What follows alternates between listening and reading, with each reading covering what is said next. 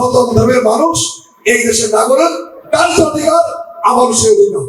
সেই দেশের ট্যাক্স দেয়, ভ্যাট দেয়, এদেশে বসবাস করে, তার অধিকার আমাদের সে অধিকার।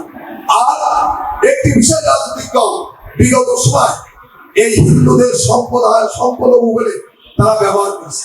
আমার অনেক প্রমাণ আছে।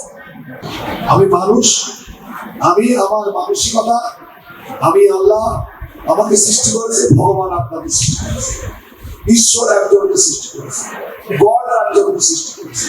তবে সব ধর্মের সব জায়গায় একমাত্র স্মার্ট সিটি বসুন্ধরা, আধুনিকতায় এক ধাপ এগিয়ে। আমার জানা বলতে, আমার মেধান্তে সব ধর্মের সব জায়গায় একটি কথা আছে, সদা সত্য কথা বলিব, সবসময় সত্য কথা চলিব, মানুষকে সেবা করব, মানবতার সেবায় আগে আসবো। সব। তবে আমাদের দেশে একটি রাজনৈতিক দল যারা সাম্প্রদায়িক রাজনীতি করে, বর্তমানে অনেক বড় বড় কথা বলে। অনেক জায়গায় যে দেখছি যে তুমি মাথায় যে পাঞ্জাবি পরেও উলুদ্ধ বলে দেখছি, যারা ভণ্ডামি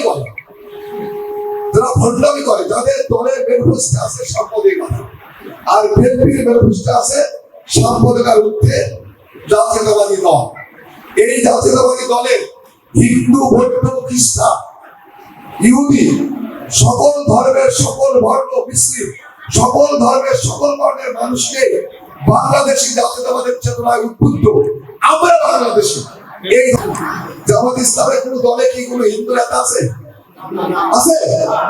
আমাদের দলের মূল নেতৃত্ব বাবু ঈশ্বরচন্দ্র রায়। আপনাদের সকল ধর্মোৎসব শেষে আমাদের নেতা তারেক রহমান, আমাদের নেত্রী খালেদা জিয়া আপনাদের শুভেচ্ছা বার্তা পাঠায়, ঠিক কিনা বলেন তো? অন্য ধর্মে অন্য একটি রাজনৈতিক দল সেগুলো মনে করে, যারা বিদ্বেষী, একটি ধর্মকে বিদ্বেষী একটি রাজনৈতিক দল আছে, তারা বিভিন্ন ভাবে আপনাদেরকে ফুসলানো শুরু করেছে। হিন্দুরা সংখ্যালঘু,